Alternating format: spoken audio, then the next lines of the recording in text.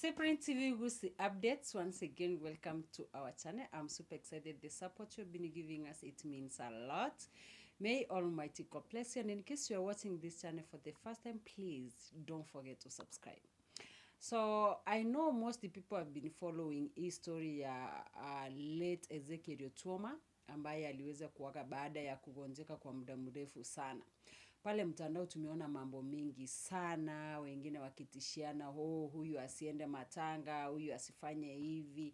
So yesterday Hannah Benta, who is a close friend to bibia Otuoma ambaye ni Rachel, ameweza kuingia live akasema wanahitaji bili ya 3.5 million ili waweze kumzika. So I've seen so many people asking questions. Hii 3.5 million inaenda kufanya nini na Otuoma amejenga kwao nyumbani? Hata mimi siwezi nikasema inaenda kufanya nini, but wamesema quotation yao ni 3.5 million. They just want to give him a very good send off, to say goodbye. But guys, I always ask myself, why always wakati mtu ni mgonjwa we cannot even support, we cannot even help, but wakati mtu anakufa ndio tunapata bili ya mamilioni ya pesa na watu people are willing to pay au people are willing to contribute. Sijaielewa what has been happening, but maybe inakuanga hivyo, watu tunapenda mahali ambapo mtu ameaga ndio tujionyeshe pale kwamba mimi nimepeana sanduku, mimi nimefanya hiki. Lakini wakati mtu ako hai, mtu akuambie msaidie, hatuwezi tukamsaidia, mini including sisi wote tukiwa hapo. So si eti mimi nimejitoa, but wakati mtu anakufa hata kwenu nyumbani, utaona watu wanasema mimi nitachanga sanduku, mimi nitapiana gari. But huyo mtu wakati alikuwa mgonjwa, hakuna mtu alitaka kumfika karibu ili aweze kumsaidia. Lakini ameondoka, sasa ndio unaona watu wanakuja waheshimiwa, yani kila aina ya mtu anakuja anataka kupeana promise. Anyway, habari nilikuwa nataka niwaambie ni kwamba sister Otuoma aliweza kufanya interview hapo jana, akaweza kutuelezea mambo mawili matatu, na siwezi nitoe kwa mdomo changu ama mdomo wangu vile wanasema. Ningependa niwawekee the video alafu muweze kuisikiza mjue alikuwa na yapi ya kusema. Let's listen to this video guys. Kwa jina wewe unaitwaje? Naitwa Maureen Otuoma. Mimi ndio dadake mdogo Ezekiel Otuoma. Yeah. Wewe ndio kitinda mimba? No, there's a last born. There's 7 of us. I am number 6 and he was number 5. Yes. Yeye alikuwa number 5, wewe number 6 sasa. Yes, and then there's a last born number 7. Mbona sura ina relate kidogo? Actually, I think he looks more than number 3 and number 1. Yes. And also the dad. Anafanana kabisa na dad na number 1 and number 3, which are ladies. Yeah, anafanana na wale wasichana wawili kushinda the rest of us. Yeah, I've seen similarities. Nimeona some of them, especially your number 3 mwenye umesema. Number 3 ni tasema nini, same WhatsApp people. Rafiki yake kabisa. Alafu also ndio wenye anafanana na yeye kabisa. Yeah. Maureen, pole sana kwa msiba. Kila kitu kitakuwa sawa. Sasa huyu mwenda zake Ezekiel, labda maisha yake hapo awali akiwa mtoto ilikuwaje? We've grown here in Botela all our lives. I think when dad died in 96, tuliachwa tu na mom peke yake. So all of us have grown here from all the way from nursery, primary, seko, and afterwards. But him and the others, there was a time when my mom used to take them to Oshago and Wasome. So at some point he left and went to some Oshago. So he started here in the same school, St. Paul's Primary, just uko chini, Botela. Akatoka huku akiwa, I think it was class 6 or class 5, when he was just about to, actually I think it's class 7, when he was about to join class 8, he went and then lived with my grandma, and then uko nyumbani. He lived there until he finished his primary school, and then akakuja, akarudi huku for his secondary education. Yes, after hapo he was playing football, alianza kicheza mpira huku. Kuna grao hapa nyuma ya home inaitwa Babi.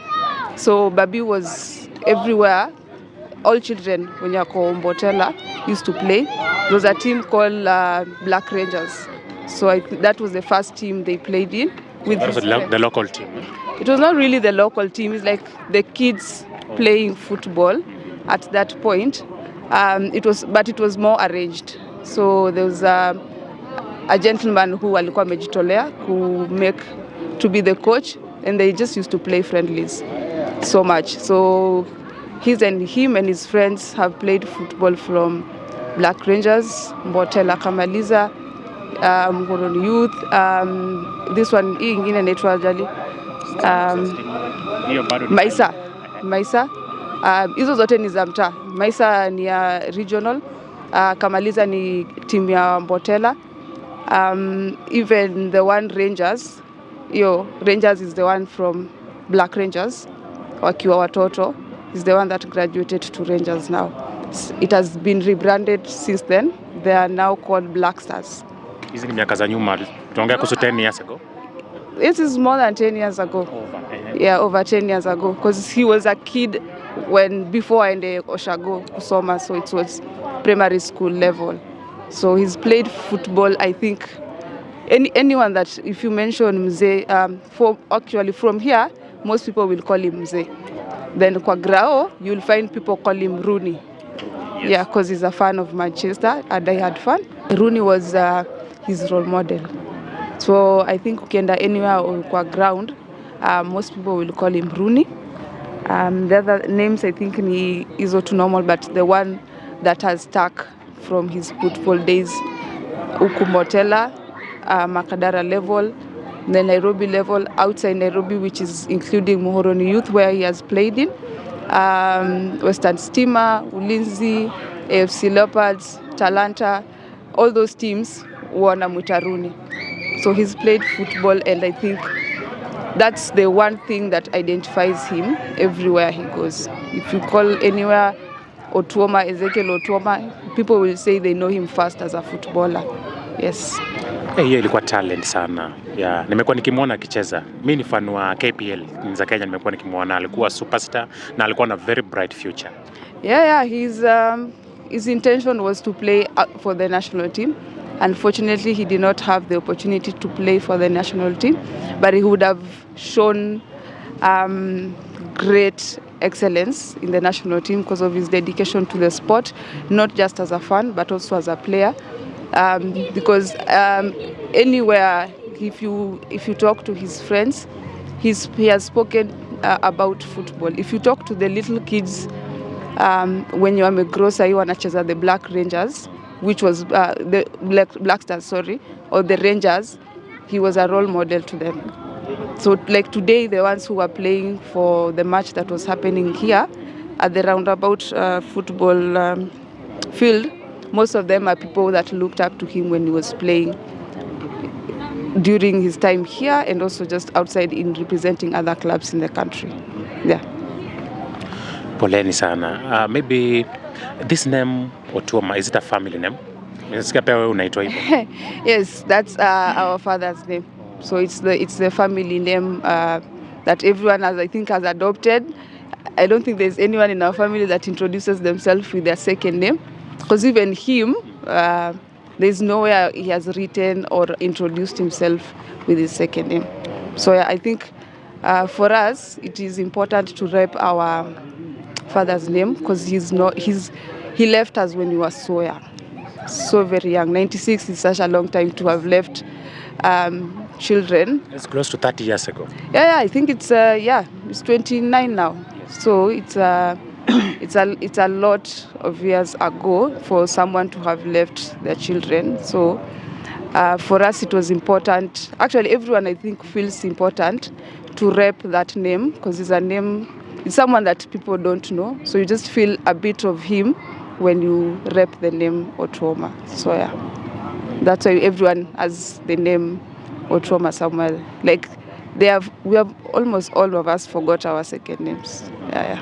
That's very true. Now, what about religion? How was he? Did he love the church? Yeah. Hey, Sunday school, I think our mom used to make us go to Sunday school, all of us. I think it's an African mother's thing. So yeah, he's been a religious person for the longest time. I think the only time where he didn't fully participate is when he started being sick because we couldn't take him out every now and then. But he has been always a person who loves church, and most importantly, who loves God. Even at any point of time, alikuwa akisema yeye anataka kwenda church. Hata vile alikuwa, maybe he was sick, he will request that, please nipelekeni church, and someone will do that. Yeah, he did love the church. Yes, so he's a part of the church that also my mom goes to. So it's called CCA. Yeah, it's the church that he goes to. Yeah. Maybe without going into details, I've seen online some pressure, kuna some negative reactors. So maybe just a comment to them. What can I say? I think the family is now grieving, and we are united in making sure that our brother gets a befitting send-off. So all of us are united in one spirit, in love and in peace. I don't think there's any thing that's happening that's going to separate what is happening. Plus, we also want to give our brother his respect, honor his name, even in his last day, and just put it out there of the legend that he has always been in terms of who he has been for Kenyan people, for the football fans, for our family most especially, to the wife, and also his friends. Yeah. So maybe do you have a pay bill for the family so that anybody who is watching this video, any friends, any fans of him can maybe send their support? Yeah, we are currently doing a fundraiser, so we've opened a pay bill. It's the one collection point that we're using as family together with also the wife. So it's out there. We've already shared it with you, but I can share the pay bill with you. Just give me a second because I haven't gotten because it's 40,65,485. I'll just have to repeat that again. Just give me a second. Okay, it's lost in between. So it's 40,65,845.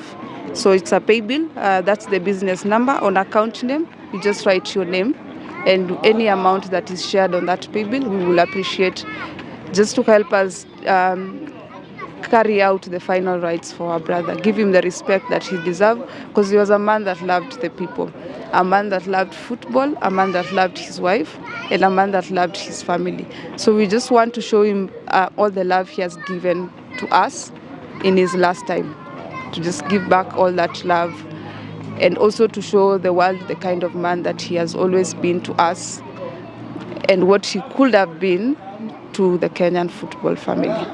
Yes. So pole sana Sister Maureen, may God strengthen you. Si rahisi. It is not easy to lose a brother, and it also I don't think there's anyone out there that will say even a death that has happened would not shake them. Death can shake anyone and changes people a lot. And it's also a time where people are most vulnerable. So we are still in shock 5 days later. We are still in shock of what has happened. Most of us are still trying to come into terms with the fact that you'll wake up tomorrow and there's nothing. Personally, I am still trying to recover because I do banter him a lot when Manchester loses. So it will be, I don't know how most times, because even on the day he died, I think Manchester lost a game, and I was thinking... You support Arsenal? No, I do not support Arsenal. Let me just make that clear. Okay. No, but it's just fun to banter him because he's been a fan of Manchester, and when they win, he's on our neck. So when he loses, we also have to be on his neck. Yeah, fun. Yeah, it is just friendly banter. There's nothing much to it. But at a time where you have lost a friend, you have lost a brother, you have lost a son, you have lost a husband, it is not easy to overcome that loss. And it is also not easy to deal with the gap that he has left, because the gap that he has left, I think, is irreplaceable individually and also uniquely to all of us.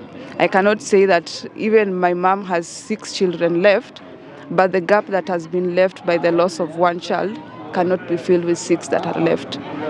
For the friends that have lost a teammate, even when they go back to playing football, because you have a team of 11 players that can start a game, if you lose one player, he might not be your star player, he might not be your goalkeeper or your striker or your midfielder, but if you lose one of them, your formation is different.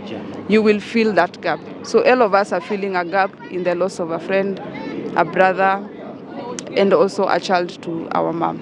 So yeah, that's it. Poleni sana, all will be great. Yeah, so guys, that is Sister Maureen. We have had a chat with her, and she has given us some little history about Ezekiel. And poleni sana, na asante sana kwa muda wako Maureen. All will be well. Sawa.